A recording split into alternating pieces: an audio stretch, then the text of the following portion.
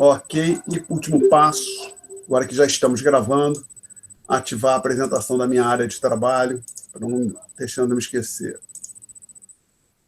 Ok, então daqui a pouco vai aparecer possivelmente um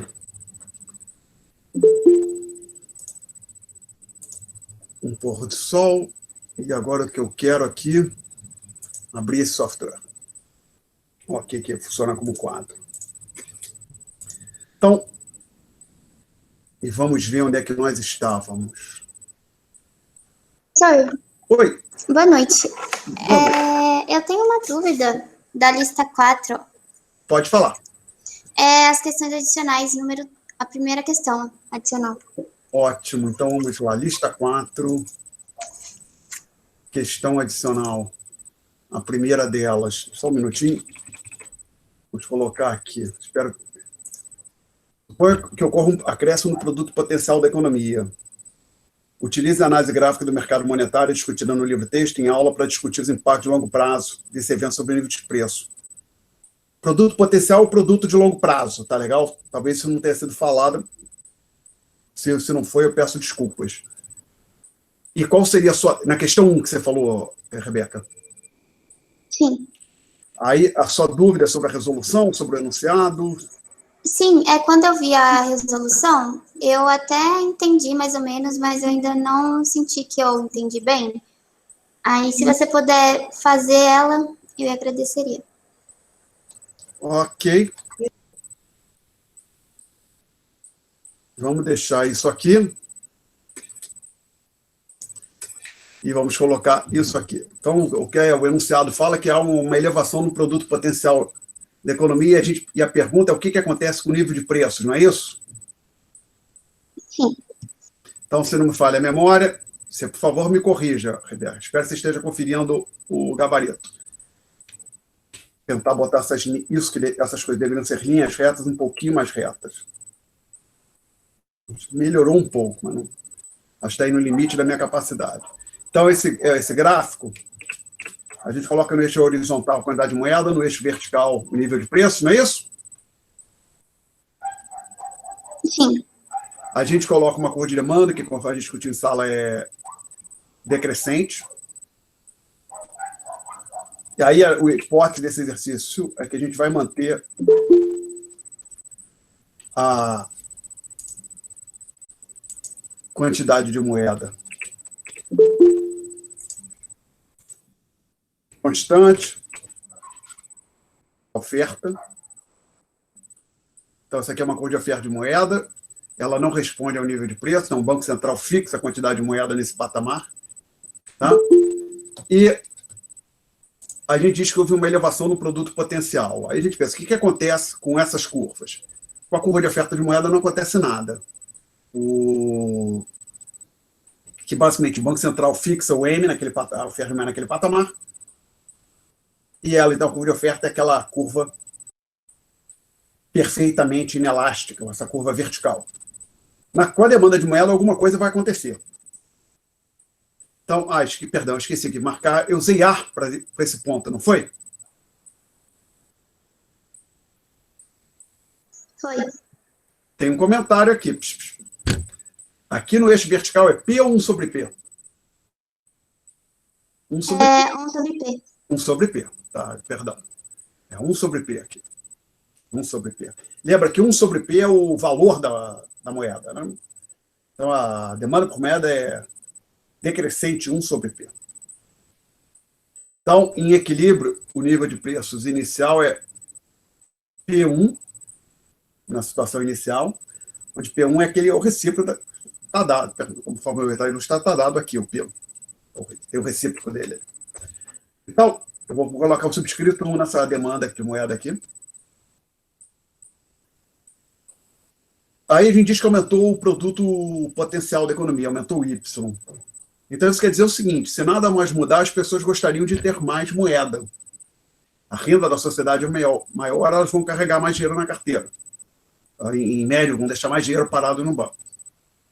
Então, como é que a gente faz para descobrir o que acontece com a curva de demanda, com as curvas? Como eu disse, a curva de oferta não se desloca, a curva de demanda, a gente vai parar e pensar, será que ela se desloca para cá? Será que ela se desloca para cá? Vou fazer de conta que eu não lembro. Então, eu vou pensar para descobrir para onde ela se desloca, eu vou parar e pensar aqui um pouco e aproveitar que esse nível de preço já está marcado aqui e vou utilizá-lo para organizar o meu raciocínio. Não é que o nível de preços ou 1 sobre P não vai mudar. Eu vou aproveitar esse sujeito aqui para organizar o meu raciocínio. E o ponto é o seguinte, observa o seguinte, com esse nível de preços aqui, 1 sobre o P, né, na verdade, dado esse valor aqui, na situação inicial, ou seja, antes do Y aumentar, as pessoas, a sociedade, demandava exatamente esta quantidade de moeda que aqui está. Agora, se o nível de preços, ou se essa variável, vamos supor, ficar no mesmo patamar, as pessoas vão demandar uma quantidade maior. Então, por exemplo, vão demandar uma quantidade como essa aqui. Pode chamar, por exemplo, só para fim de discussão aqui nesse momento, de emitiu. Tá? Então, você pensa assim, emitiu está aqui, aí você olha esse ponto. Então, a nova curva de demanda por moeda tem que passar por esse ponto que eu acabei de marcar ali, tá certo? Então, só para deixar claro, esse emitiu, isso que está em vermelho no gráfico até agora, só apareceu aqui para organizar o meu raciocínio, para eu entender, para eu descobrir para que lado, de que maneira a curva de demanda por moeda se deslocava. Ela se desloca para a direita, que eu concluí que, trabalhando com esse valor aqui, mas se, por exemplo, eu pegasse um outro valor aqui, 1 sobre P chapéu, e falasse, as pessoas antes estavam demandando essa quantidade aqui, M chapéu, agora elas vão ter que demandar uma quantidade maior. Então, eu estaria falando de um ponto como este aqui. Mais uma vez, a curva teria que estar à direita. Né? Então, assim, só para não haver dúvida. Então, eu peguei esta variável aqui, este valor, só porque ele já estava marcado no gráfico. Então, não tem que desenhar mais. Feita essa rápida discussão, então eu sei que a curva de demanda se desloca para a direita, conforme eu vou ilustrar aqui agora. Aqui está. Curva aí, vou chamar essa curva aqui então de D2. Aí temos um novo ponto de equilíbrio A2. Associado ao ponto de equilíbrio A2, temos 1 sobre P2. Então, o que a gente observa aqui? Olhando agora que a gente acabou a discussão. Perdão, o gráfico acabou. O equilíbrio se dava no ponto A1, na situação inicial, o equilíbrio no ponto A1, depois do deslocamento das possibilidades do crescimento do Y, deslocamento da demanda devido ao crescimento do Y, o equilíbrio se dá no ponto A2. 1 sobre P aumentou. Só olhar para o gráfico. Consequentemente, houve uma queda no P. Tá? Houve uma queda no P. Então, aí vocês me permitam, então, agora, olhar para o gabarito. Me parece que o gráfico que tem nas notas de aula é bem parecido com o atual, o que eu coloquei aqui no quadro. A diferença é que aqui onde eu coloquei M barra, ao invés da barra, eu coloquei assim, MS, tá? Mas é o mesmo gráfico, tá? Aí eu menciono que é preciso explicar o gráfico. Então, o gráfico é o mesmo, a explicação do gráfico é aquele roteiro que a gente discutiu em aula para um exercício similar a esse. Basicamente, você fala, das curvas iniciais, ou seja, antes da mudança do Y. Você fala do equilíbrio inicial. Depois você fala do deslocamento das curvas. No quarto ponto, você fala do novo equilíbrio. No quinto ponto, você compara os dois equilíbrios. No caso, o que é relevante aqui é a queda no P, né? A elevação no 1 sobre P e a consequente queda no valor do P. Tá? E agora só conferir o que o enunciado fala sobre o nível de preços. É só aí. Então você tem que dizer, a conclusão é que o nível de preços cai. Eu respondi, Rebeca? Sim, obrigada. Tá? Perguntas, senhores? Dúvidas? Então, posso apagar, Rebeca? E os outros alunos, alguém se opõe que eu apague? Vou apagar, hein? Então, vamos voltar para o tópico 4 das notas de aula, que eu vou querer, em algum momento, abrir, então já vou pegá-lo aqui no PDF. Meu PDF dele, notas. Tópico 5, na verdade, desculpe. trazê-lo para... Por enquanto, ele aqui à esquerda. Então, vamos lá. Nós estávamos na página 3. Sim. Aí a gente chegou a falar, mais uma vez, chegou a discutir essa expressão que aparece próximo do fim, mais ou menos no final do segundo terço da página, ou no final do terceiro quarto da página. Falamos que dessa expressão, aí vamos passar para o próximo bullet item. A última página deste documento contém algumas estatísticas referentes ao BP, ao Balanço do Pagamento do Brasil, para o período 2011 e 2018. Então, vamos lá. Última página. Aí eu tenho que dar um view. Rotate. View para a esquerda. E aí eu jogo isso aqui. Vocês têm, mas deixam jogar no quadro, que eu me organizo também. Então, está aqui o balanço de pagamentos do Brasil, dados do Banco Central do Brasil, tá? Botei aqui embaixo, fonte Banco Central do Brasil. Peguei no website do Banco do Brasil, sem maiores dificuldades. Você entra procurando, você acha uma planilha em Excel, acha minha zipada. E, se não me falha a memória, para a versão 6 só tem de 2011 para cá.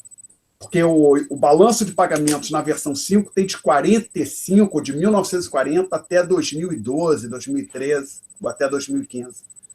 Na versão 6 só tem de 2011 para cá. Tem um pequeno número de anos, 3, 4, onde é uma sobreposição das duas. O balanço de pagamento está disponível nas duas versões. Bom, então, o que a gente vê aqui que eu acho mais interessante? Primeiro, para todos esses 8 anos que nós temos a informação, o saldo em conta corrente foi negativo. Então, conforme a gente discutiu, quer dizer que o Brasil recebeu poupança externa. O mundo financiou o Brasil nesses 8 anos. Tá? Outro ponto interessante que a gente vê, nós tínhamos um saldo positivo na balança comercial, veio caindo.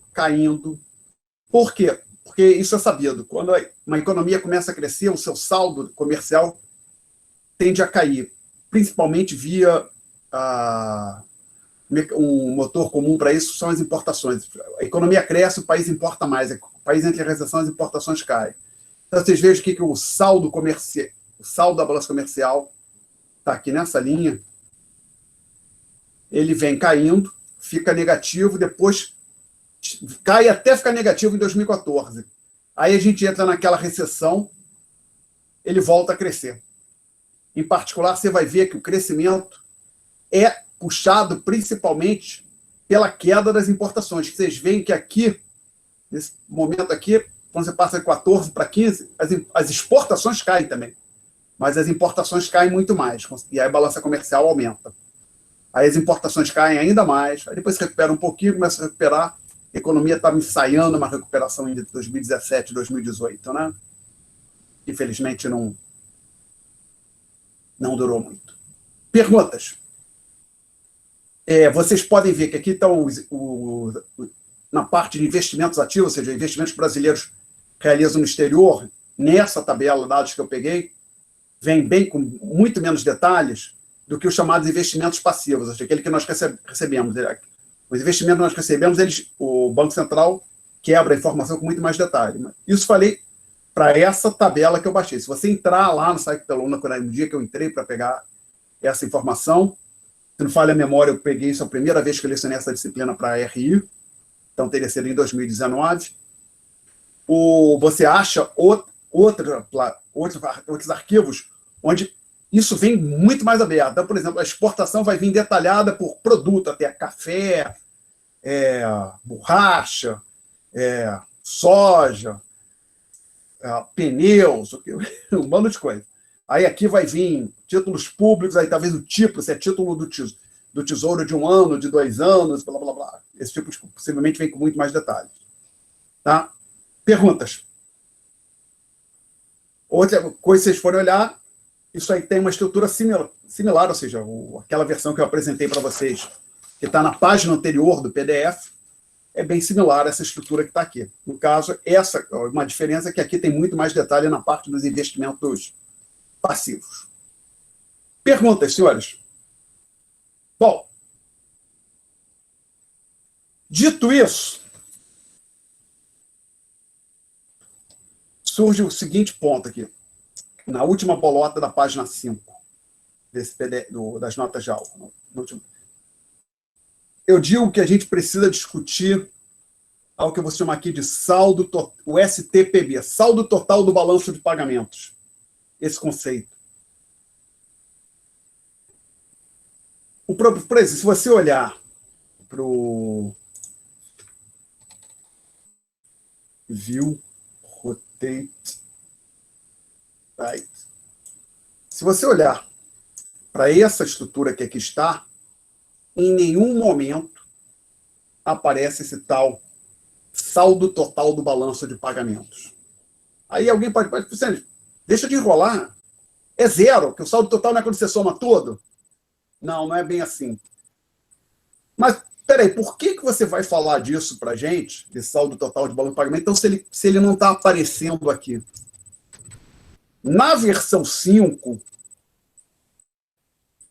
do balanço de pagamento, o BPM5, tinha um item lá chamado saldo total do balanço de pagamentos.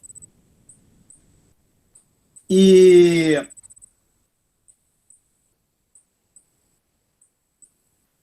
é um conceito importante. Você vai pegar um texto, por exemplo, tem um que eu acho que eu listei na bibliografia opcional, ou complementar, livro do Beret Egrin, um histórico do sistema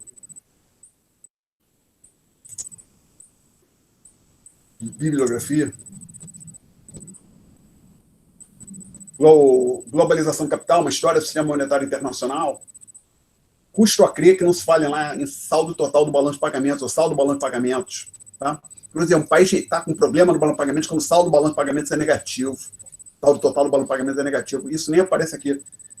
Então, a gente vai ter que discutir rapidamente a versão anterior, a 5, porque senão... não poderia não falar. Vocês ficariam capenga, porque até recentemente a formação do aluno ficaria com buraco. Até recentemente, esse era um conceito importante, vários textos que foram escritos no passado ainda o utilizam. Inclusive, eu gosto mais da estrutura da versão 5, mas eles mudaram do que da versão 6. Paciência. Aí, então, no final da página 3, a versão anterior do balanço de pagamento pode ser expressa da seguinte forma simplificada. Então, peço que os senhores, por exemplo, podem manter, para quem tem esse material ou impresso ou num PDF, essa versão que a gente discutiu, a versão 6, essa que tem aqui. A versão 5, eu vou abrir aqui. Então, é importante que vocês tentem ter isso lado a lado. Então, vamos lá. Saldo em conta corrente. Ok? Isso, então, é a versão 5. Se for olhar com a estrutura atual, é a mesma coisa. Você, basicamente, quebra, teria uma pequena mudança na tecnologia, não tinha tecnologia renda primária e secundária, mas teria remuneração de empregados. Então, essencialmente... e balança comercial lá separado, bonitinho. Tá? Teria o que chama conta total de capital, que englobaria o que hoje parte do que é conta capital e conta financeira. E teria lá um item capitais autônomos, que aí teria a conta capital e a conta financeira, que são equivalentes ao que existe hoje, na versão atual. Tá? Perdão, equivalente não, conta financeira teria uma pequena diferença, possivelmente, mas agora não lembro, vamos ver a discussão mais à frente. Os erros e omissões, ao invés de ficarem lá embaixo, entravam aqui, e esse item 2.3, capitais compensatórios, na verdade, a grosso modo, são os ativos de reserva. Então, a ideia é que a conta, o que seria uma conta, assim, a conta total de capital, tá? Então, 2.3, isso está lá dentro, o capitais compensatórios. O que era feito era o seguinte, você passava uma linha aqui, e aqui seria, para o setor privado, é impossível escrever como aqui no PDF, eu não consigo. Não sei por que a caneta fica falhando. Peço desculpa, acho que dá para ver, né, gente? Ops. Então, perdão. Vamos botar assim, P, R, I, C, A. Não, não vai. Ah, que desgraça. Então, peraí. Fazer o seguinte, peraí. Print screen. Então, agora eu vim aqui, Paint, colar. Aí eu acho que eu consigo fazer isso aqui.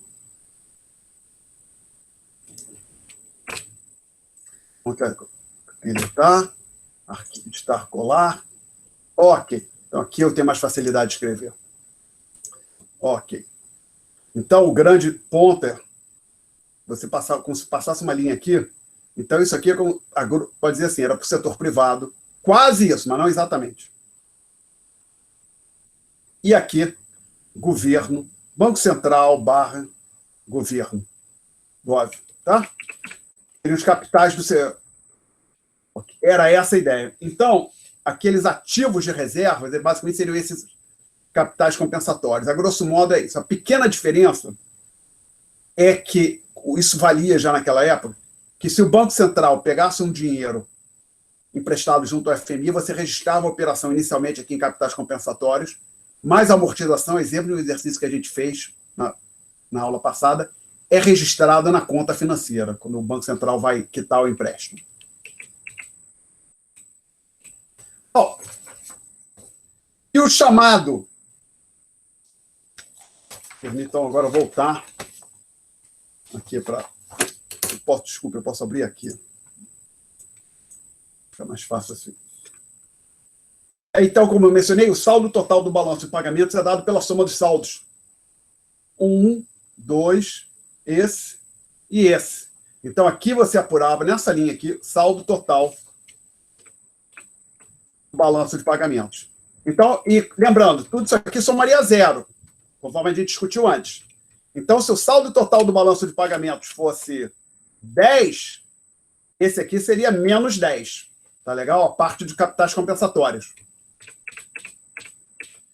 E por que essa ideia de saldo total do balanço de pagamentos é importante? Porque, pensa assim, para facilitar, suponha que o saldo total do balanço de pagamentos é zero. Isso quer dizer que o Banco Central não entra no mercado de câmbio. Aí suponha que o saldo total do balanço de pagamentos, até você pode deixar isso bem simples. Suponha que a única coisa que o país está fazendo é exportando e importando. Então, a única coisa que estaria no saldo total do banco de pagamento seria a balança comercial. Se for negativo, quer dizer que o país está importando mais do que exporta, e precisa de recursos para pagar essa diferença, cobrir a diferença. Isso seria coberto com as reservas do Banco Central, através com perda de ativos por parte do Banco Central. Então, por exemplo, se o saldo... Claro que não precisa pensar só com exportação. Se você pensar que isso aqui é menos 50, então, para o Banco Central, nós teríamos essa parte de capitais compensatórios, nós teríamos mais 50. E lembra, quando isso aqui é positivo, quer dizer que está havendo uma redução dos ativos, né? Do agente em questão, que no caso seria o Banco Central. Então, a ideia é o seguinte, quando o saldo total do balanço de pagamentos fosse negativo, existia a necessidade do Banco Central perder reservas ou obter financiamento no exterior. Tá? Alguma pergunta até aqui? Não? Isso, na verdade, fazia bastante sentido, do jeito que essa estrutura surgiu, quando a gente pensa o que foi chamado de sistema de Bretton Woods. Lembra, terminou a Segunda Guerra, ou antes do fim da Segunda Guerra Mundial, os países já começaram a discutir como o sistema financeiro internacional iria funcionar, e o sistema que surgiu foi definido no chamado Conferência de Bretton Woods. O dólar americano estaria atrelado ao ouro, porém, somente os bancos centrais dos outros países poderiam pedir para a Reserva Federal converter dólar em ouro. Então, por exemplo, se o Alexandre batesse na porta, se eu fosse vir, batesse na porta do Banco Central, da Reserva Federal Americana, eu tenho $5, converte ouro, eles dizem, não te atendo. A gente atende aqui o Banco Central da França, o Banco da Inglaterra, que é o Banco Central da Inglaterra, o Banco do Japão, que é o Banco Central do Japão, e esse a gente atende, você não. Então, o dólar americano estaria atrelado ao ouro e as moedas dos outros países estavam atreladas ao dólar americano. Pelo menos a moeda das principais economias. Japão, França, Reino Unido e assim vai. E O que as pessoas, evidentemente, logo se deram conta é que poderia acontecer, que o problema é que quando aí estava atrelado com uma taxa de câmbio fixa. Quando um país fixa a taxa de câmbio, o problema é assim, uma coisa é o governo falar, a taxa de câmbio é 5. Se o governo diz, a taxa de câmbio é 5 e não faz nada, isso é o impacto disso vai ser modesto. Rapidamente as pessoas, os agentes vão descobrir que o governo não trabalha para manter a cotação do dólar aqui nesse patamar de R$ 5 por dólar, por exemplo, se estivéssemos falando do Brasil, isso não teria impacto nenhum. Então, para que a fixação, a determinação de uma taxa cambial por parte de um governo seja minimamente eficaz, é preciso que o governo, pelo menos, demonstre estar disposto a intervir no mercado de câmbio para manter a taxa de câmbio no patamar desejado. Então, por exemplo, o governo diz que a taxa de câmbio é 5. Aí a taxa de câmbio, de repente, a moeda nacional começa a ser transacionada a R$ 5,10. O Banco Central tem que estar no mercado e vender dólar para puxar a taxa de câmbio para baixo. A taxa de câmbio começa a transacionar, o dólar começa a ser transacionado a R$ 4,80. O Banco Central tem que estar no mercado de câmbio na direção contrária e comprar dólar para puxar, fazer com que seu preço suba, né? Então, uma maneira simples do Banco Central, do governo fazer isso, é simplesmente dizer, a taxa de câmbio está fixa em 5, mas está tão fixa que, na verdade, eu compro e vendo a 5. Aí, com isso, que aí, veja bem, na hora que o Banco Central diz eu compro e vendo a 5, ele, lá, por excesso por pequenas diferenças, digamos, 4,99, 4,98, todo mundo vai comprar e vender a 5, né? Porque, por exemplo, se o Banco Central está comprando a 5, ninguém vai comprar a 5,10, 5,5, exceto, como eu disse, vai ter uma casa de câmbio que vai estar cobrando 5,10 centavos, então, pequena diferença. Mas na hora que então, o Banco Central diz que vai entrar no mercado e comprar e vender aquela cotação, isso faz com que, exceto por pequenas diferenças, chamado ágio de compra e venda, a moeda a taxa de câmbio fique no patamar desejado. Bom, e o que isso tem a ver com a nossa discussão? O problema é que aí para o Banco Central intervir no mercado, se ele for vender dólar, então, ele precisa ter reservas, ele precisa ter dólares disponível, não necessariamente em espécie, mas ele precisa ter recurso. Então, e às vezes, um país, por exemplo, até como vocês viram nesses números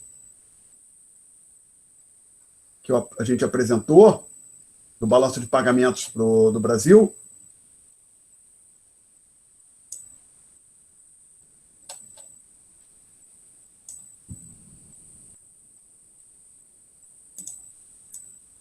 os números não são constantes, né?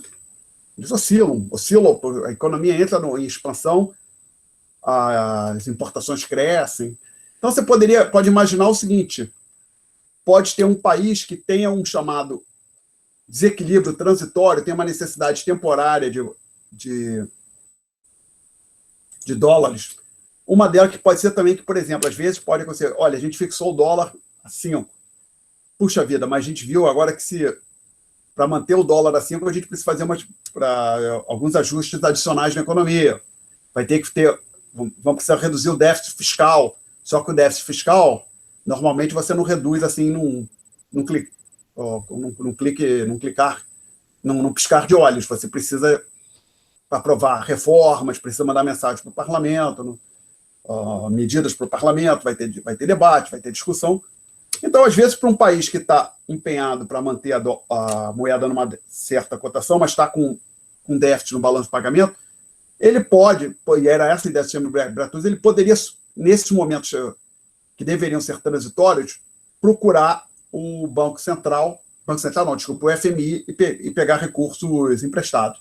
Então, o FMI surgiu com a ideia de que ele iria ajudar como uma espécie de banco dos bancos centrais para permitir ajudar os países a manterem as taxas de câmbio nos patamares estipulados.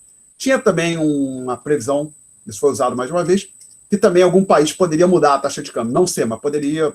Realmente, a gente fixou em 5, mas 5 para a gente não dá. A gente precisa, na nossa moeda, vai ter que ficar em 5,6. Aí poderia fazer um ajuste e depois fixaria em 5,6. Bom,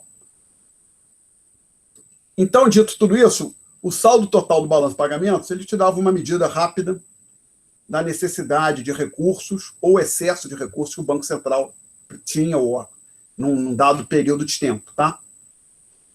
Hoje, isso não aparece mais, não tem mais uma linha, saldo total do balanço de pagamentos. Se você pegar as estatísticas do Banco Central, na versão 5, para os anos anteriores, vai ter lá, o último item lá embaixo, é saldo total do balanço de pagamentos. Perguntas até aqui? Não? Então, o que mais que eu menciono aqui? Então, vamos agora seguir as notas de aula. Eu digo o seguinte. O item 2.3, que são os capitais compensatórios, o item 2.3 é dedicado a registrar operações que impactam as reservas de demais ativos e passivos do Banco Central. O saldo total do balanço de pagamentos é dado pela soma dos saldos 1, 2.1, 2.2, conforme a gente falou, e quando ele for positivo, as transações do país com o resto do mundo contribuíram para que o Banco Central aumentasse seus ativos. O Banco Central está acumulando ativos. Porque aí, lembra, a saldo de capital compensatório vai ser negativo. Que lembra, quando o valor é negativo, é que o agente em questão está acumulando ativos. E quando o STPB for negativo, está acontecendo o contrário. O Banco Central está reduzindo ativo para ele estar perdendo reservas. E conforme discutiu, essa estrutura é mais consistente com a função original do FMI. E eu falei aqui do sistema de Bretton Woods, a gente já discutiu, tá? Na sua versão atual, BPM6, eu acho que ficaria aqui, ficou a frase que eu me confundo. Na versão atual do balanço de pagamentos, né? Na versão atual do BP, na versão atual, BPM6 do balanço de pagamentos, a obtenção do saldo total do balanço de pagamentos é mais trabalhosa. Você precisa retirar do balanço do view, essa página, view rotate left. Não, ficou de cabeça para baixo. Eu rodei para a esquerda, coisa sem pé nem cabeça. Não é isso, né? Rotate view right. View, rotate view right. Ok.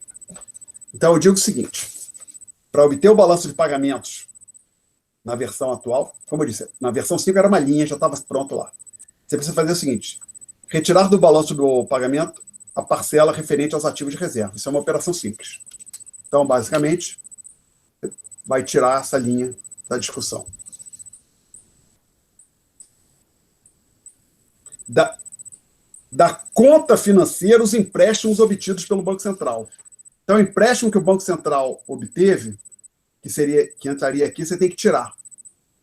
Tá? Porém, as amortizações não devem ser expurgadas.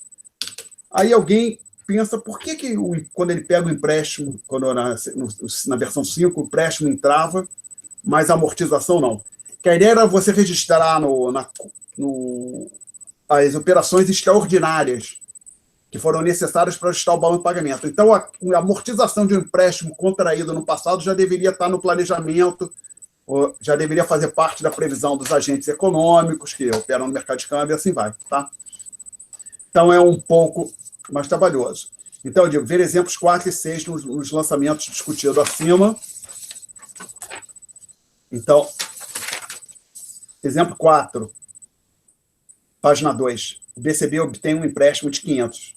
Esse você tira teria que tirar dos investimentos passivos. Porém, a amortização você não tiraria, que é o item 6. Você não tiraria, deixaria lá, no mesmo local. Perguntas até aqui? Bom, então agora nós vamos entrar na parte de final, quase no final da página 4, fluxos internacionais de... Alguém se opõe que eu pague o quadro? Não? Então está na parte fluxos internacionais de bens e capital. Os fluxos de bens, exportação, importações e exportações líquidas. Então, aqui nós já estamos de volta para o livro. Desculpe. Eu não anotei nas notas de aula. Permitam-me conferir. Esse é o capítulo 17. Não, 18. Deveria ter anotado isso. As notas de aula. Sim. Estamos de volta para o livro. Então, eu falei no começo desse tópico, a gente já tem uma discussão sobre o balanço de pagamentos com mais detalhes do que o Menkel apresenta. Então, agora, quando a gente está nessa parte da página 4, os fluxos internacionais de bens e capital, estamos de volta para o manual do Menkel. Então, tem uma subseção, dentro dessa seção tem a subseção fluxo de bens, exportações, importações e exportações líquidas. Então, o Menkel chama de EL, que isso quer dizer exportações líquidas, são as exportações menos as importações, em valor, né, evidentemente, conforme escrevendo as notas de aula. Então, por exemplo, 200 e 100, o EL, as exportações líquidas, seriam iguais a 100 também. E aí ele adota a seguinte simplificação, o Menkel. Ele diz que o saldo em conta corrente é igual a essas exportações líquidas. Ou seja, se você for olhar a estrutura do balanço de pagamentos que nós apresentamos, que está na última página, penúltima página do PDF, o Menkel está zerando as rendas primárias, zerando as rendas secundárias. E na prática você pode dizer que ele balança de serviços é zero, ou você poderia dizer que essas exportações e importações são exportações também de serviços. Mas então, na prática, o Menkel faz assim, pega a conta corrente, zera tudo que for diferente da balança, tudo que não for balança comercial, ele zera. Fica só com as exportações e importações. Tá? Então, ele simplifica, assumindo que algumas variáveis vão assumir o valor zero. Tá? Então, isso é o meu comentário na última sentença da página 4. O autor assumiu que os serviços não são transacionados internacionalmente e que a renda líquida enviada ao exterior, que são aquelas rendas primárias e secundárias, assume o valor zero. Aí, virando a página, eu digo o seguinte: se o EL for positivo, ou menor que zero, ou igual a zero, respectivamente, e ficou horroroso, né? Respectivamente, superávit, déficit, ou o que eu digo? Ou equilíbrio na balança comercial. Então, a gente tem que ter um certo cuidado com a palavra equilíbrio. Ela é utilizada em vários contextos diferentes, com significados diferentes na economia. Então, aqui, quando ele diz que aqui seria que falta um L, evidentemente. Né? Quando o EL for igual a zero, diz que é equilíbrio na balança comercial. E aqui era menor, né? Evidentemente. Igual está ali. Então, aqui há um superávit na balança comercial, aqui há um déficit na balança comercial e aqui seria um equilíbrio. Perguntas até aqui.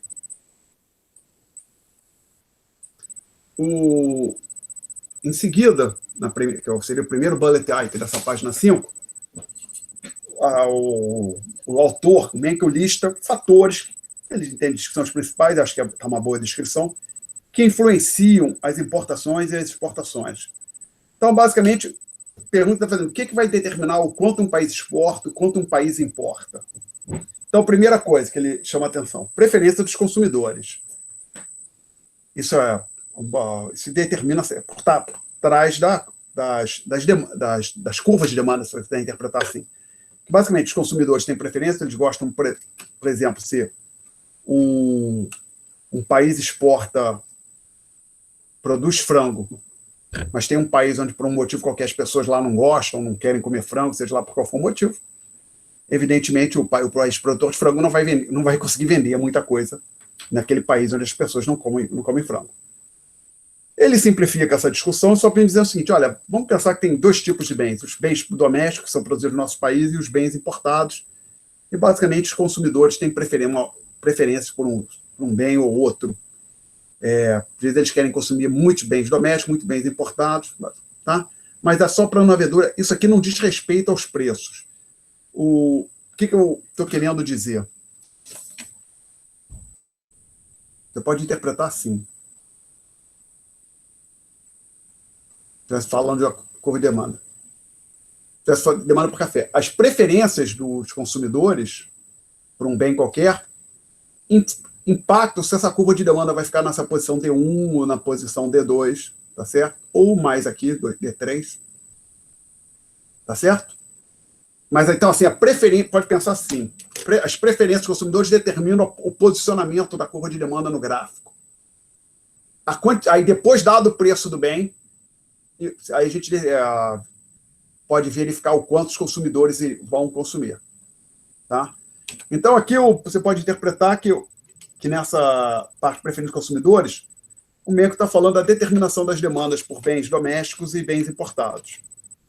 Não diz respeito ainda aos preços. Os preços eles vão aparecer depois. Em seguida, você tem demandas pelos bens domésticos e importados, entram os preços domésticos e internacionais. Então, por exemplo, na hora que o preço de um bem que os brasileiros consomem, de um bem importado que os brasileiros consomem, cai no mercado internacional, a princípio os brasileiros tenderiam a consumir mais desse bem, a menos que seja um bem de Giffen. Né? O bem de Giffen é aquele que a curva de demanda crescente, que é um caso excepcional. Usualmente, a ideia é que a redução do preço de um bem faz com que os consumidores aumentem a quantidade demandada do bem.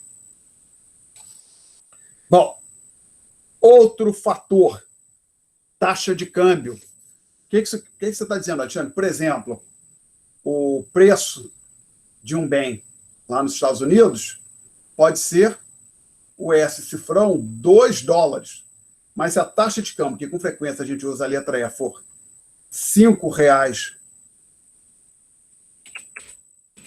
posso colocar assim, R$5 por dólar, falta um S, né? Qual é o preço desse bem em reais? 10. Aí suponha que a taxa de câmbio passa para 6, o preço dele passa para 12.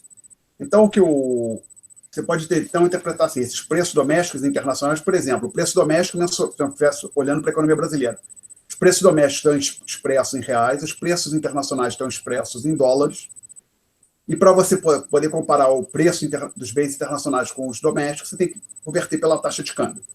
Tá? E à medida que a taxa de câmbio sobe ou desce, um bem se torna mais ou menos atrativo. Outro fator, rendas dos consumidores. Então, por exemplo, se a economia mundial tende a crescer, começa a crescer, a economia do resto do mundo começa a crescer, a princípio o Brasil tende a exportar mais. Não porque o brasileiro faça um esforço para vender, não é essa a ideia. A ideia é assim, aqueles consumidores externos, eles tendem a comprar mais de todos os bens, inclusive dos bens produzidos no Brasil. E quando a nossa economia começa a crescer, a gente tende a importar mais. Outro fator, custo de transporte.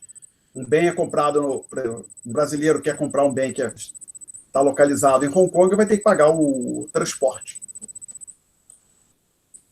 E políticas públicas para o comércio internacional. Exemplos. Política pública. Imposto de importação. O governo pode aumentar, diminuir. Ou também chamada barreiras não alfandegárias. Às vezes um país coloca cota, outro exemplo diz a cota assim, ó, no máximo, a gente pode importar no máximo tantas unidades ou tantas toneladas do bem. Tal. Outro, chamadas barreiras sanitárias, dizem, olha, esse bem ele pode entrar aqui no Brasil, no meu país, mas ele tem que ser produzido de tal e tal forma, primeiro falando de carne, ele tem que certificar que a carne, o gado foi abatido de tal e tal maneira, que o gado passou por tal e tais avaliações por um veterinário para garantir que não está nenhuma doença, e assim vai. Perguntas? Então, não, gente. Então, tudo isso influencia as exportações e as importações. Bom, agora a gente discute rapidamente um estudo de caso, tem um pequeno texto uma página e meia. Não chega a uma página e meia, uma meia página de um lado, meia página do outro, aproximadamente uma página no Manual do Menck, onde ele fala da crescente abertura da economia dos Estados Unidos. É uma boa ideia a gente ter uma ideia, olhar para isso, que se falar o mundo está cada vez mais globalizado, as economias estão se integrando, é uma boa ideia a gente olhar para os números. Então, tem o conceito de fluxo de comércio, se lembre que o EL é isso aqui, exportação menos importação. O chamado fluxo de comércio é diferente. É a soma dos dois. Então, é a soma de bens que entra com os bens que saem do país. E o que o Menkel chama a atenção, na verdade chama a atenção, mas se você tem um gráfico no final da página, menciona aqui 361, 361, se você olhar para a escala do gráfico, você consegue tirar os valores que eu estou colocando aqui, você observa que o chamado fluxo de comércio dos Estados Unidos, como percentagem do PIB em 1950, era aproximadamente 9%. E em 2010,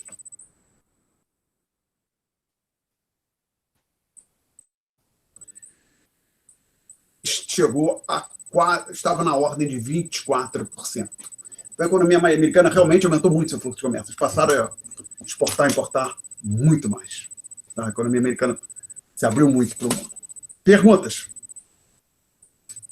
Não?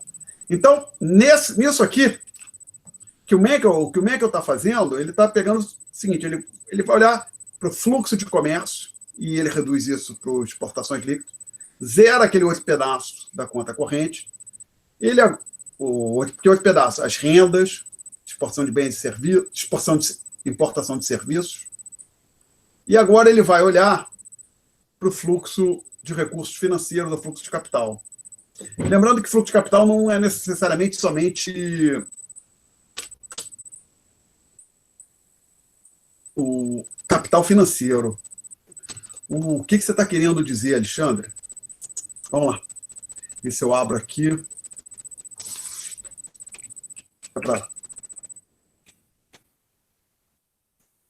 Suponha que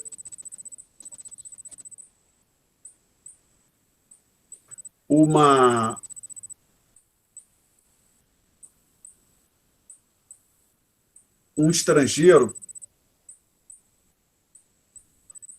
por exemplo, uma empresa estrangeira passe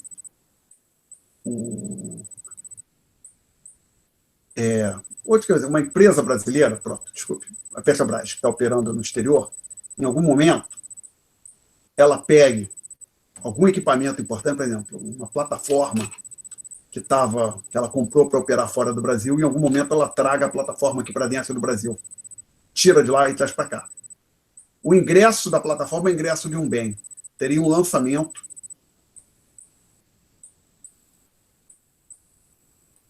aqui, digamos que o valor dela fosse 100, tá? Teria um lançamento de mais 100 na parte de investimentos, ok? Como uma contrapartida. Então, o ingresso do bem sempre é registrado nas importações. Nesse caso, seria como a ideia que a Petrobras está tirando um ativo do exterior e trazendo para o Brasil.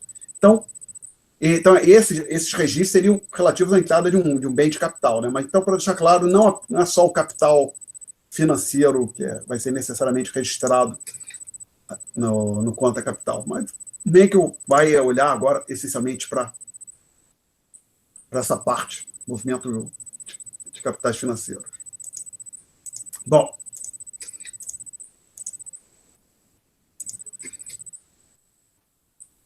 então, não salvar.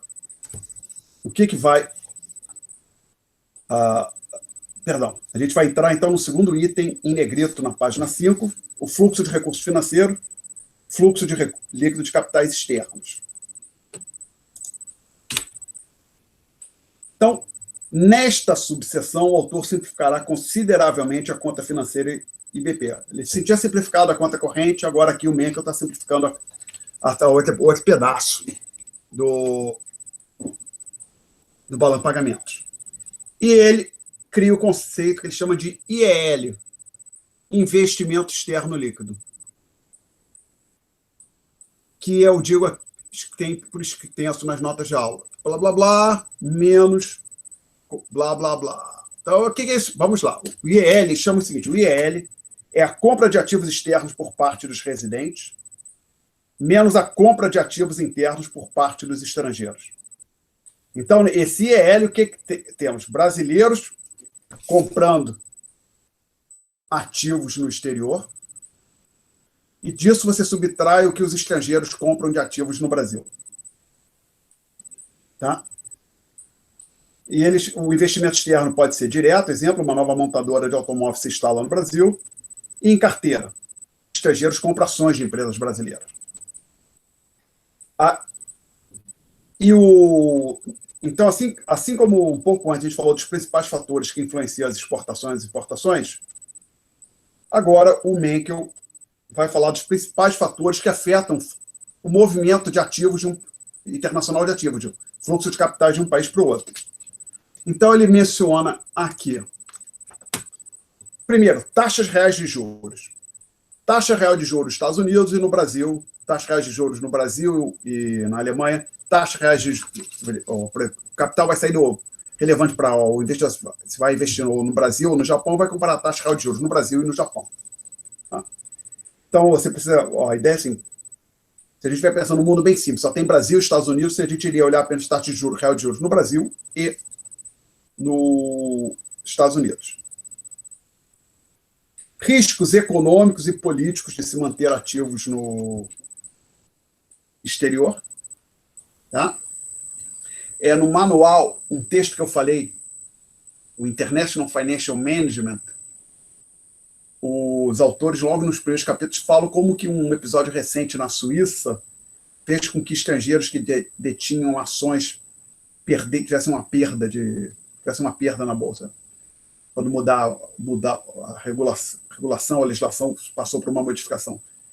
Então, tem um risco regulatório de você, ou seja, a situação do estrangeiro que detém ativos num dado país é diferente da situação do nacional daquele país que detém talvez um ativo idêntico.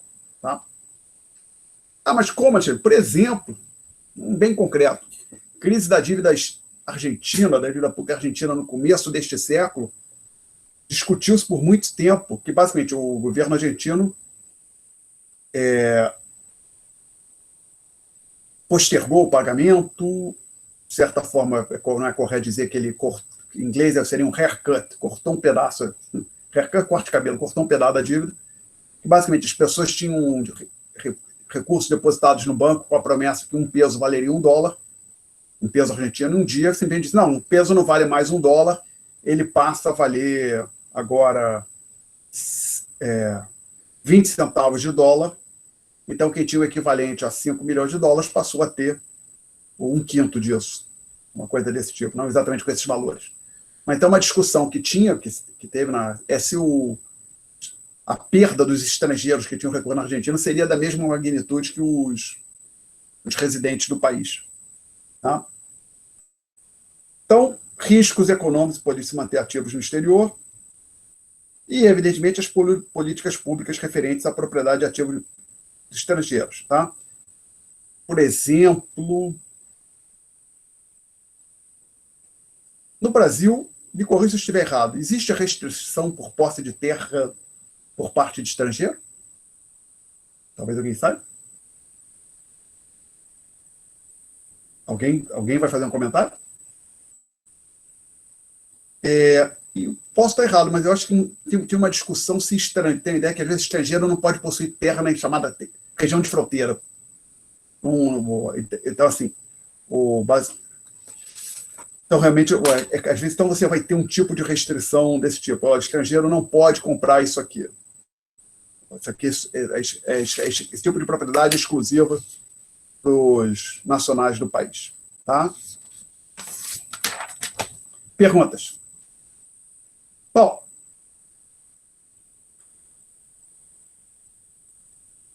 aí eu chamo a atenção para o seguinte, virando a página. Igualdade das exportações líquidas e investimento externo líquido. Considere a equação 1, que aparece na página 3, provavelmente, mas que eu vou escrever aqui de volta.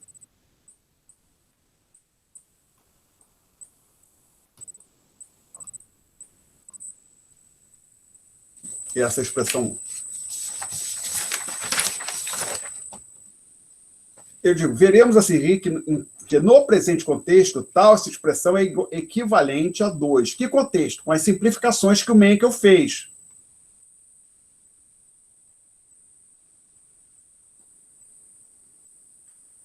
E aqui tem uma pequena, só para não haver dúvida, gente.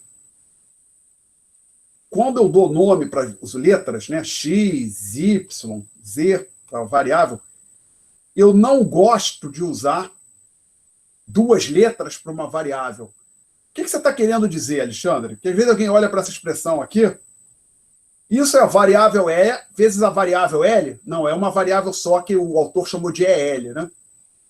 Eu prefiro usar uma letra só. Mas nós estamos seguindo aqui a notação que o Mencken adotou. Bom, por que eles não gostam? Elas confundem aqui, por exemplo, às vezes alguém pode olhar para essa equação aqui, opa! Supõe que o L é diferente, se ele for diferente de zero, né? Então isso aqui corta esse com esse, você conclui que o I é igual a 1.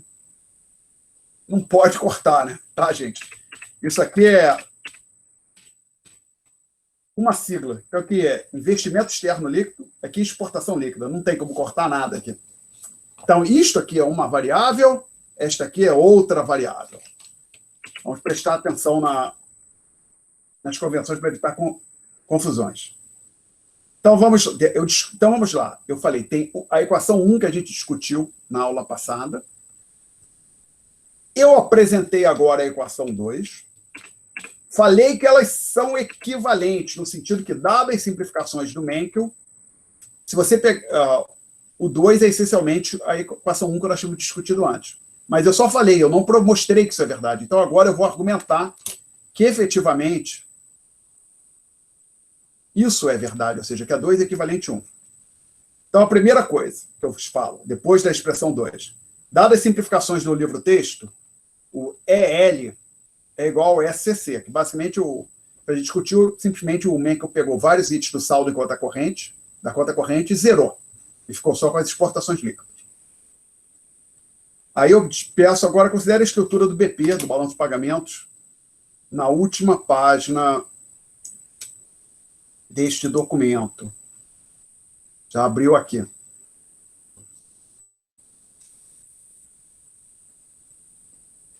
Na penúltima página, desculpe. Considere os investimentos ativos, ou seja, compra de ativos estrangeiros realizados por brasileiros.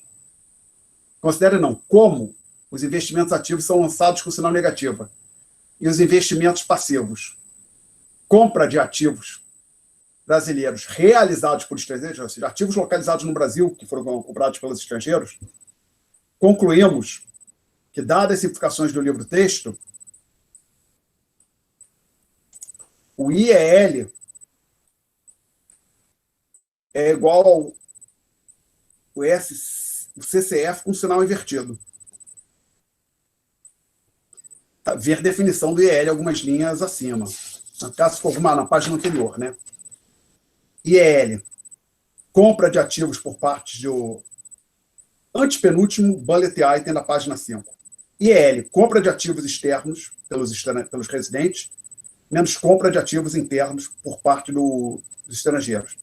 Então, lembra que no CCF, quando a gente compra ativo, a gente fazia um lançamento sinal negativo, e quando o estrangeiro comprava ativo, a gente lançava com sinal positivo. A gente tem que, para obter o IEL do Mencken, justamente inverter os sinais. Então, o IEL, de fato, é o CCF com sinal invertido. Então, o que acontece? Se você pegar o balanço de pagamento, aplicar as simplificações e convenções do Mencken, a expressão 1 vira o seguinte: EL menos IEL igual a zero. E aí, obviamente, isso implica que o EL é igual ao investimento externo líquido, que é essencialmente a expressão 2, só troquei quem está do lado esquerdo e quem está do lado direito da igualdade. Perguntas? Tá? Bom, aí eu passo para o próximo bullet item, que é o segundo bullet item da página 6. Eu digo, lembre que um país recebe poupança externa quando o SCC é negativo.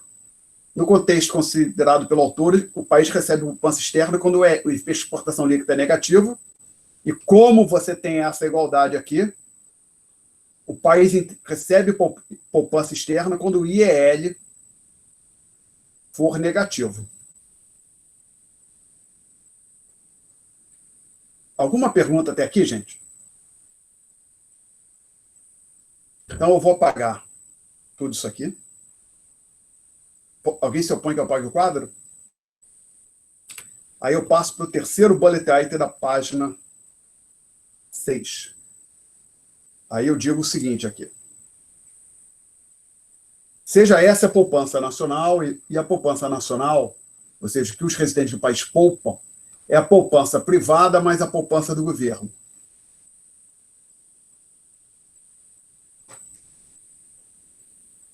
Observe que S é igual a I mais SCC. Da onde veio isso, Alexandre?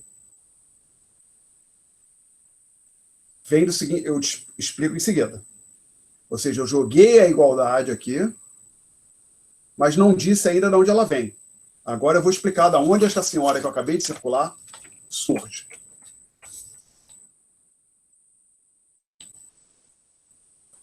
Observe que... Não, desculpa, eu coloco isso aqui, coloco uma vírgula, pois se o SCC é a poupança externa, ou poupança líquida recebida do exterior, que a gente é chamada de poupança externa, então o SCC corresponde à poupança líquida enviada com o exterior, ou seja, o menos SCC é a poupança externa. Então, SCC é a poupança enviada para o exterior. Tá? Logo, o investimento tem que ser igual a esse menos esse. Outra maneira de dizer, quem financia o nosso investimento? Esse I aqui é o investimento de contas nacionais, que aparece no PIB. Y igual a C mais I mais G mais X menos M. Lembra, pela discussão aditiva, o investimento era financiado pela poupança doméstica ou pela poupança externa. Tá? Então, basicamente, é só você pegar esse sujeito, trazer para o lado de cá, que você obtém essa expressão que aqui está. Ok? Perguntas? Não? Alguém se opõe que eu apague o quadro? Então, no contexto considerado pelo autor, o I é igual a S menos EL, ou o investimento também é igual a S menos IEL, porque o IEL é igual a EL, em equilíbrio. Ou outra maneira de dizer, pega essa equação aqui e resolve, essa é igual a investimento mais investimento externo líquido. E essa última igualdadezinha aqui tem uma interpretação simples. Você pode pensar o seguinte, isso aqui é poupança nacional. Ela pode ser destinada para o financiamento do investimento doméstico ou pode ser alocada para financiar investimentos no resto do mundo. Tá? Pode interpretar assim essa última igualdade. Perguntas? Não temos? Então vem mais um pequeno estudo de caso. Tem alguma coisa do tipo uma página, Deixa eu cair um negócio, perdão. Uma página e meia aqui no manual do Menkel. Esse aqui é um pouco maior. Na verdade, é um pouco mais do que 2 páginas. Assim. Começa na página 368. O déficit comercial dos Estados Unidos é um problema? Lembre que investimento é igual a S menos SCC. Ou seja, investimento é poupança privada mais a poupança do governo, em equilíbrio vai ter que ser igual, menos o SCC. A poupança do governo, aqui tem um erro.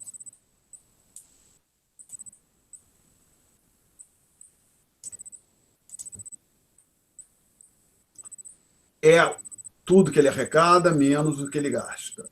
Corrente, né? Gasto corrente. Menos o SCC.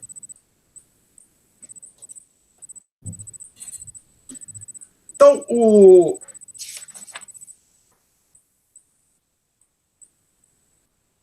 um ponto importante, eu não vou ficar discutindo tudo que tem no texto do MEC, vocês podem dar uma lida depois, não é tão complicado. Evidentemente, quem tiver dúvida pode trazer para a próxima aula.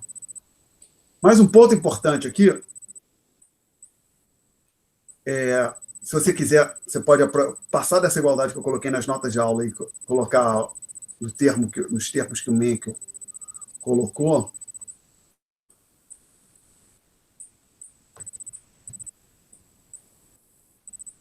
Tá? Observe que tem um sinal de menos aqui. Então, suponha que o EL passe, digamos, de menos 200 para menos 500.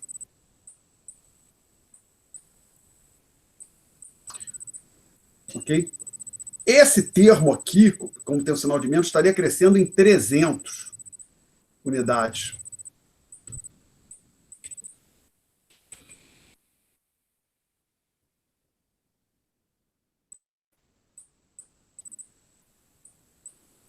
Com aquele...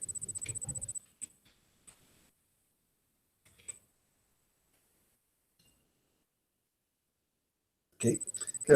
Não é difícil ver aqui, por exemplo, só para não haver dúvida, com esses mesmos valores que aqui estão, o menos EL é 200. Desculpa, aqui passa situação numerar, né? Situação inicial e situação final.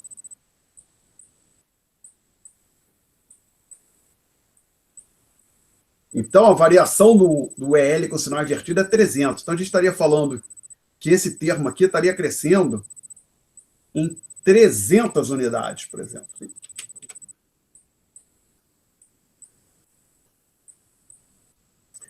Aí, o que acontece com os outros termos? A gente não sabe. Suponha que agora, olhando, vamos trabalhar com essa igualdade que aqui está. Eu estou circulando. Circulando não, passando um retângulo em volta dela, né? Ou não foi exatamente um retângulo. Estou destacando, pronto. Suponha, por simplicidade, que isso aqui fica constante, não muda, isso aqui fica constante. O que acontece com o investimento, com I? Ele tem que crescer também por 300 unidades. Está claro isso para todo mundo? Tá? Essa é uma possível coisa. O investimento cresce 300 unidades. Agora vamos olhar uma outra situação bem distinta. Esse aqui fica constante, esse aqui fica constante. O que acontece agora? Então, o investimento não muda, a poupança privada não muda. Você precisaria que esse item aqui caísse por 300 unidades, né? Então, você está dizendo o seguinte, o governo, observe que aquilo é receita menos gasto corrente do governo. Então, você pode interpretar o seguinte, o governo manteve seus gastos constantes, a receita caiu 300. O governo mantém a receita constante, ele aumenta os gastos em 300. E lembra que nesse G que aqui está, são chamados gastos correntes do governo. Não inclui gastos com novos hospitais, novas rodovias, não. Então, vai pagar salário de funcionário, pagar conta de luz das universidades, pagar xerox no Congresso, e assim vai.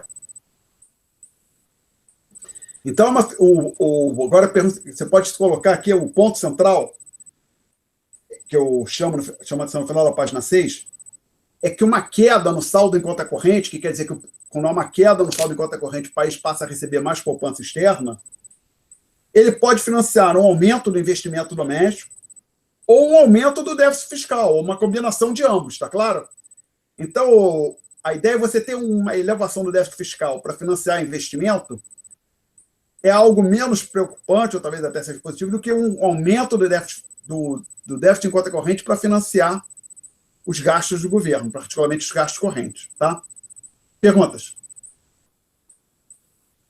Perguntas, senhores? Não temos? Então, vocês podem ler essa parte com bastante detalhe no manual do Mencken. São 2 páginas. Nós temos ainda 28, quase meia hora, e a gente pode continuar avançando com a matéria. Precisamos, então, fazer isso. Alguém se opõe que eu apague o quadro? Então, agora, a gente vem para a página... Vamos para a página 7. e o título a gente tem uma seção denominado Os Preços das Transações Internacionais. Taxas de câmbio real e nominal. O título é exatamente esse. Eu preferia dizer taxas de câmbio. Eu preferia falar primeiro da nominal e depois da real, que é o que faz aqui. Taxa de câmbio nominal e real. E a gente vai nessa ordem. Apesar do título falar taxa de câmbio real e nominal, primeiro a gente discute a nominal, depois a real. Então, primeiro bullet item. A taxa de câmbio nominal é a taxa a qual podemos trocar uma moeda pela outra. Por exemplo, se um preço de $1 é R$ 4,20, então a taxa de câmbio nominal real-dólar é 4,20, 4,20. Alguma pergunta até aqui?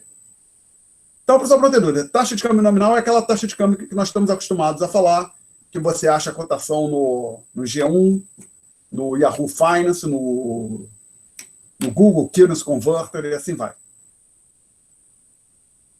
Tá?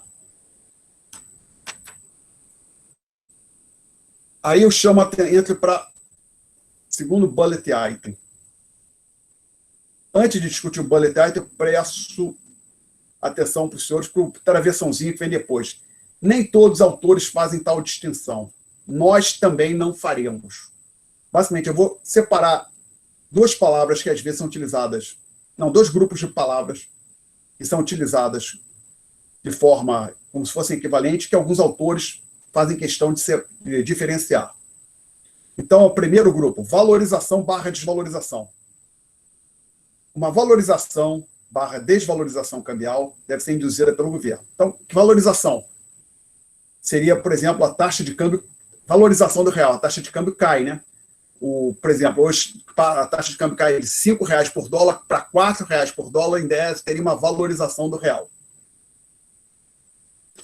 A taxa de câmbio aumenta, para passar de R$5 por dólar para R$6 por dólar, então seria uma desvalorização. É o jargão que nós estamos acostumados, que você vê na imprensa usual.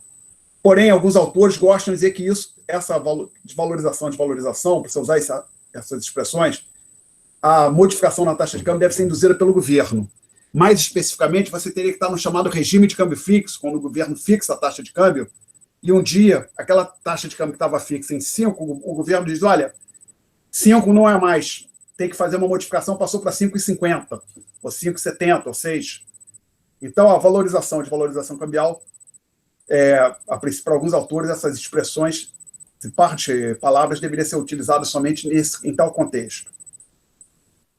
Aí, uma apreciação ou depreciação ocorre sem a intervenção governamental. Basicamente, quando o governo não está perseguindo uma meta para o câmbio e ele se ajusta de acordo exclusivamente pela ação dos agentes do mercado, da qual o governo não está participando.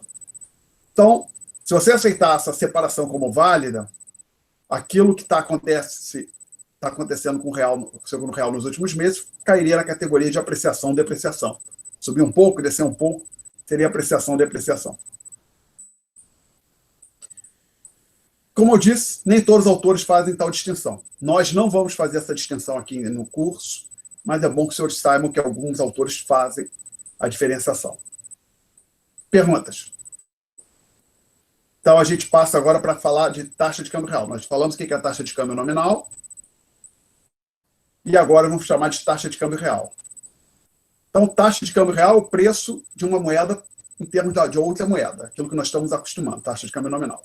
A taxa de câmbio real é a taxa a qual podemos trocar bens e serviços de um país pelos bens e serviços de outro país. E ela é dada pela seguinte fórmula.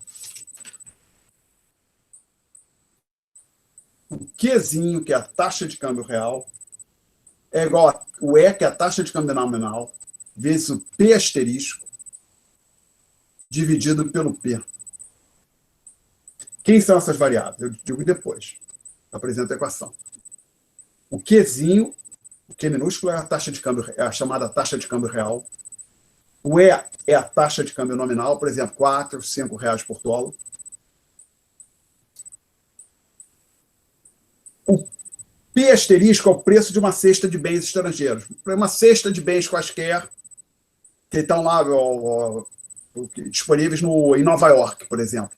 5 barras de chocolate, 8 rolos de papel higiênico, 3 quilos de frango, lá em Nova York. E P é uma cesta de bens domésticos, por exemplo, uma dúzia de bananas, 1 quilo de carne, aqui no Rio de Janeiro, por exemplo. Tá?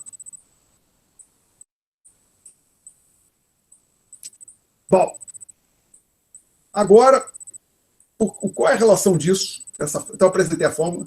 Qual é a relação dessa fórmula com a definição que eu apresentei? A taxa de câmbio real é a taxa com que podemos trocar bens e serviços de um país pelos bens e serviços de outro país. A ideia é o seguinte: suponha que você tem, suponha só para uma vez, que P asterisco é igual a 2, que o E é igual a 5,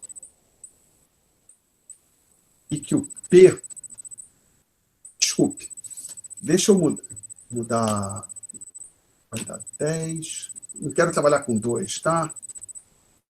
5, então eu vou trocar esse valor aqui. Eu vou deixar 2 para o outro.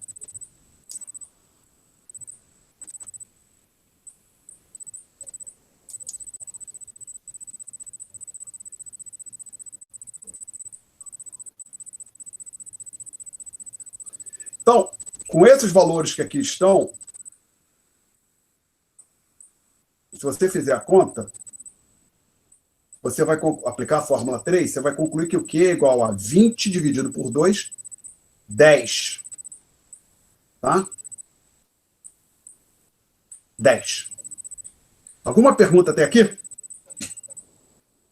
Agora, meus caros, suponha o seguinte. Suponha que eu tenha uma daquelas cestas nos Estados Unidos. A cesta associada ao bem P, ao preço P asterisco. Aí, só para não haver dúvida, isto aqui, ó, as unidades. US, dólar. Real. Isso aqui, a unidade é real por dólar. Suponha que eu tivesse uma cesta dessas, cujo preço é 4. Então, eu tenho quanto em dólares? Equivalente em dólares? 4 dólares. Convertendo isso para reais com a taxa 5, quantos reais eu tenho? 20. E esses 20 reais me permitem comprar quantas cestas que custam 2 reais cada uma? Justamente 10, né? Então, na prática, você pode pensar o seguinte: a taxa real de câmbio, na verdade, ela te diz quantas cestas, a razão que você pode trocar as cestas, a cesta internacional pela cesta doméstica, é isso que ela faz. Então, por exemplo, aqui eu posso pegar uma cesta internacional e convertê-la em 10 cestas, daquela cesta de bens domésticos, tá? Então, no jargão dos economistas, a taxa real de câmbio é o preço relativo da cesta internacional vis-à-vis a cesta de bens domésticos. Tá? Perguntas até aqui? Bom, aí eu chamo a atenção para o seguinte ponto. E agora, a gente vai ter que fazer um esforço para lidar com isso. Posso apagar o quadro? Posso? Alguém se opõe? Não? Então eu vou apagar. Repetir aqui a fórmula 3. Equação de expressão 3, desculpe.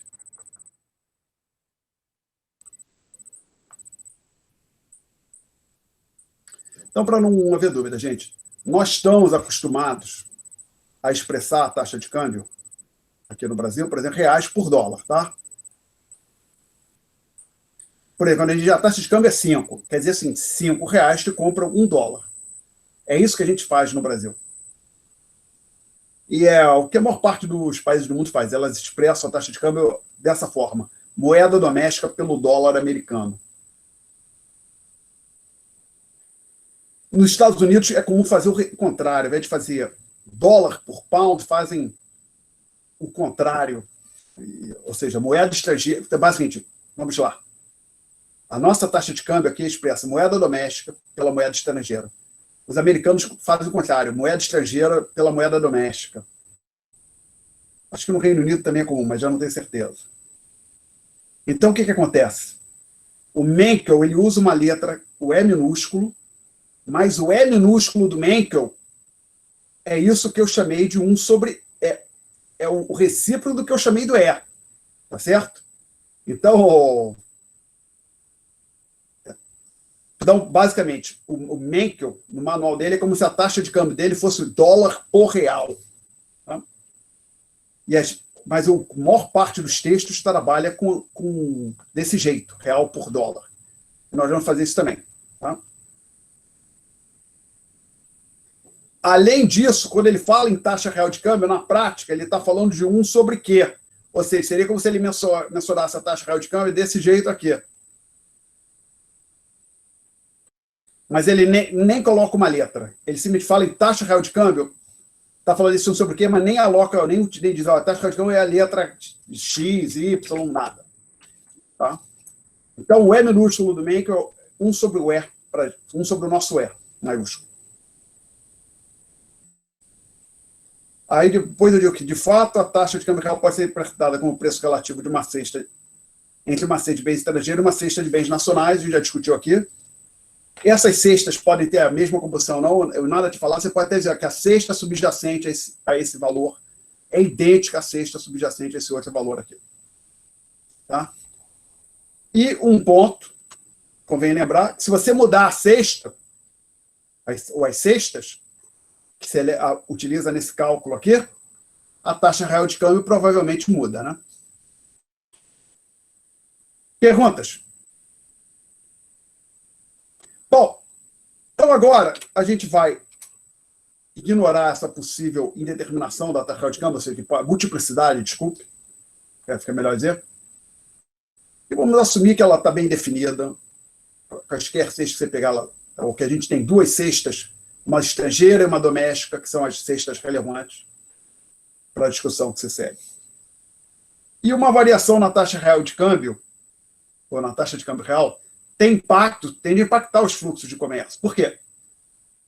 Ora, porque, basicamente, suponha que você tem um delta Q positivo.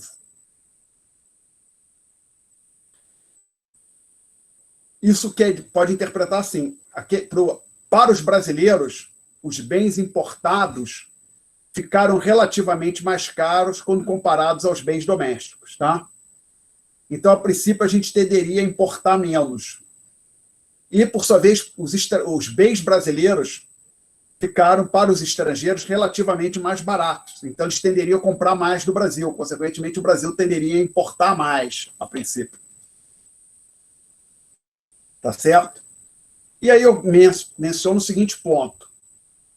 Se os preços forem relativamente estáveis, ou seja, se ajustarem vagarosamente para uma mudança na taxa de câmbio, e algo que acontece, chamada evidência empírica favorece isso, ou seja, a taxa de câmbio mudou, a taxa de câmbio é bastante volátil, ela sobe, desce, mas os preços não respondem imediatamente. Então, supõe que esse sujeito aqui está com esses dois carinhas, esses dois variáveis estão constantes, o P asterístico e o P.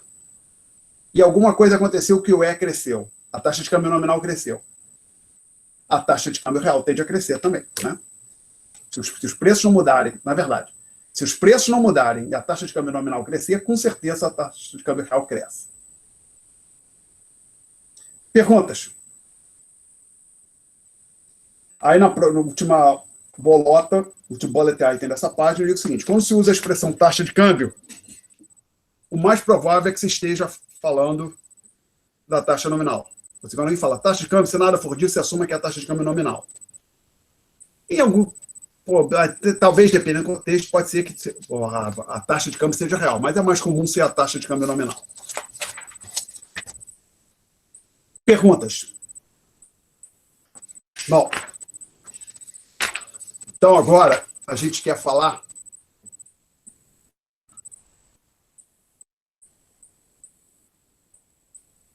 da determinação da taxa de câmbio. Então, na página 8, a gente entra na seção uma primeira teoria da determinação da taxa de câmbio. A paridade do poder de compra. Sigla PPC, Em inglês é PPP. Tá?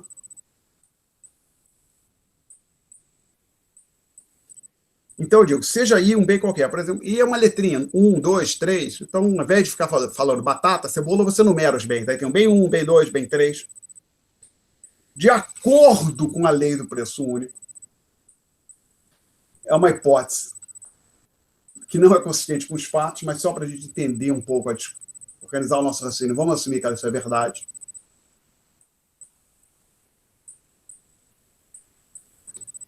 Isso aqui aconteceria para um bem qualquer. Tá? Por exemplo, o que essa igualdade está dizendo? Está dizendo que se 1 quilo de cebola, então, está dizendo que o E custa que o E é igual a R$ 5. R$ 5 por dólar. E esse bem, por exemplo, é um saco de cebola. Ele custa 10. Você pode ter certeza que o preço dele em dólar é 2, lá em Nova York. Isso não vai ser verdade. Tá? Mas vamos supor que seja.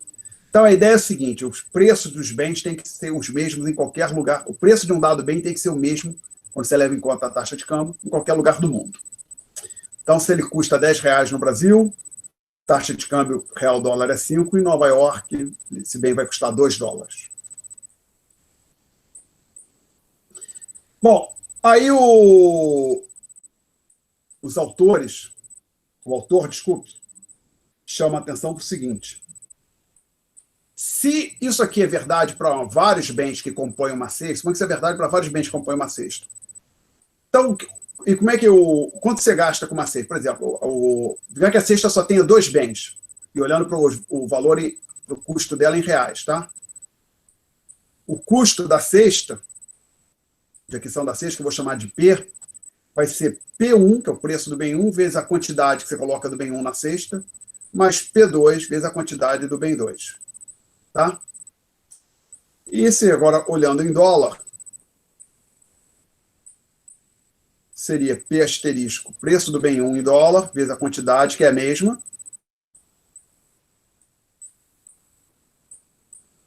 Ok? Alguma pergunta até aqui, gente? Bom,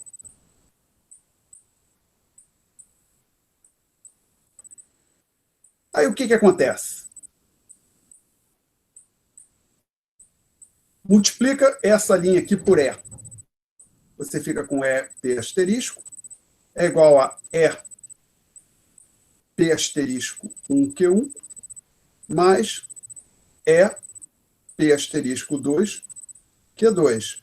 Mas se a lei do preço único, que eu cobri aqui com a barra, agora eu vou descobrir, for verdade, se isso verificar para o bem 1 e para o bem 2, isto aqui seria igual ao P1, isto aqui seria igual ao P2. Então, você teria E vezes P asterisco igual a P1Q1 mais P2Q2, que de acordo com essa linha que tem aqui em cima, você puxa ela para cá, essa informação para cá, e conclui que isso aqui é igual a P. Então, você tira EP asterisco igual a P. Tá? Essa expressão aparece nas notas de aula um pouco antes da expressão de número 4.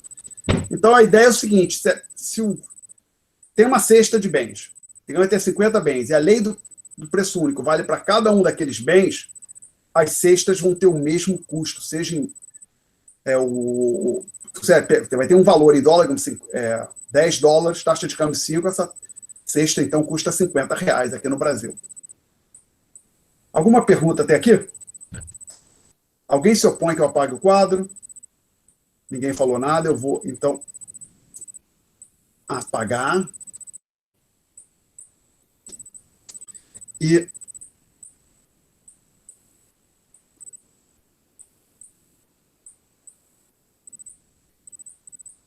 olhar, então, a expressão 4. Você pega a última expressão que eu posso também escrever aqui, né? Eu apaguei, ou seja, que era EP asterisco igual a P. Como os valores, as variáveis são todas positivas, distintas de zero, você pode, então, obter a expressão 4, que diz que E vezes P asterisco sobre P é igual a 1.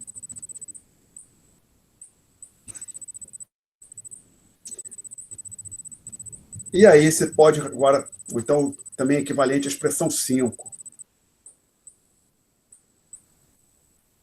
que a taxa nominal de câmbio é igual a P sobre P asterisco. Tá? Essa última expressão, a 5, pode ser interpretada como uma equação que explica como a taxa de câmbio é determinada. O que eu estou querendo dizer? Se você tem uma boa explicação para os determinantes do nível de preços, uma boa explicação para determinando o P e do P asterisco, você combina as duas explicações e você passa a ter uma explicação para o E. Todo mundo entendeu? O que eu estou querendo... Vamos lá, para a navegadora. Ops, não, não é isso. Só que eu quero explicar o comportamento de uma certa variável. X. Eu digo que X é igual a mais... Vamos dizer assim, 5 mais 10 vezes a variável Z. Mas eu não sei dizer nada sobre o comportamento da variável Z. Essa expressão teria alguma utilidade para explicar o comportamento de X? Sim ou não? Tem algum aluno ainda aí? Oh, sim. Temos. A expressão não seria muito útil, né? Mas se eu souber, mesmo que não seja de forma perfeita, isso é muito comum em economia. Economia não é física, onde as pessoas fazem uma conta e, bom, engenharia coloca o foguete do Apolo 11, Apolo 13 na superfície lunar e volta, né? Não. No geral, a gente tem ideias mais... Em linha geral, tem ideias menos precisas. Mas, então, se eu sei dizer alguma coisa, vai variar. Agora, dada a expressão, se eu sei dizer alguma coisa sobre a variável Z, mesmo que não seja perfeita a minha explicação, aí eu posso dizer algo sobre X, tá claro? Ok? Então, na hora que eu escrevo a expressão 5, para eu falar que isso aqui é uma teoria, ou me ajuda a entender a determinação da taxa de câmbio, o pressuposto é que eu sei dizer algo sobre o P e sobre o P asterisco, ok? E é o que por trás está aquela tal da teoria quantitativa, que no longo prazo, pelo menos, você vai tomar essa variável como dada, governada por fatores que a gente não vai estar discutindo, essa aqui como constante, então o P é determinado pelo M. E para o P asterisco, você teria algo desse tipo aqui.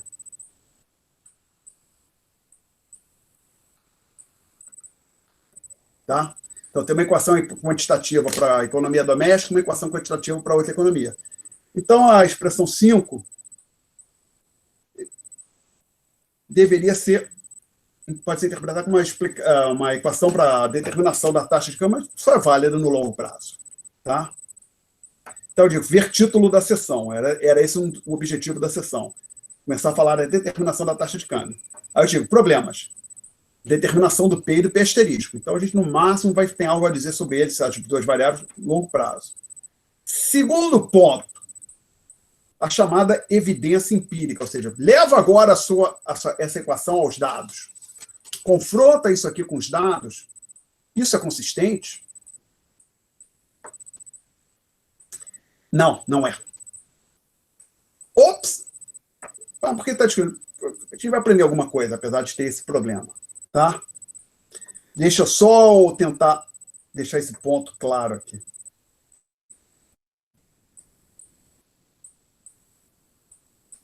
O problema que tem na expressão, quando você olha para a expressão 4, olha para a expressão 4 e a 3.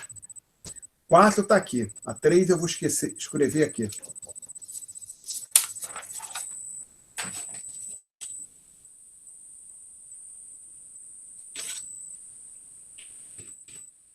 Volta.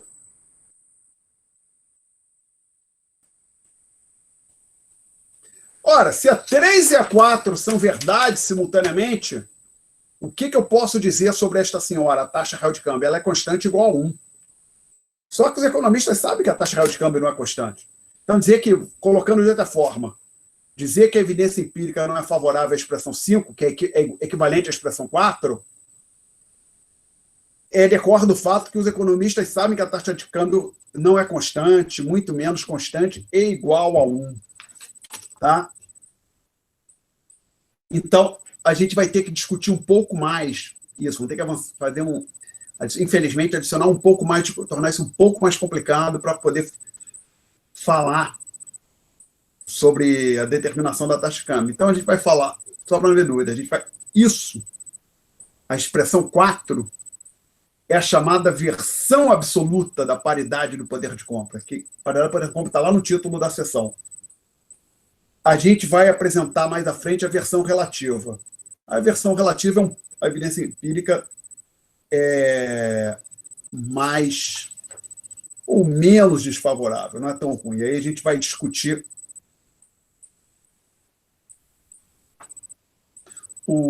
isso com mais detalhes, que ele vai ter que ficar para a próxima aula. Só tem 2 minutos e acho que não dá para a gente fazer o que falta aqui na disciplina, no roteiro, nas notas, não dá para fazer mais nada. Então, nós estamos parando por aqui hoje. Alguém quer fazer uma pergunta? Eu vou interromper a gravação só para dizer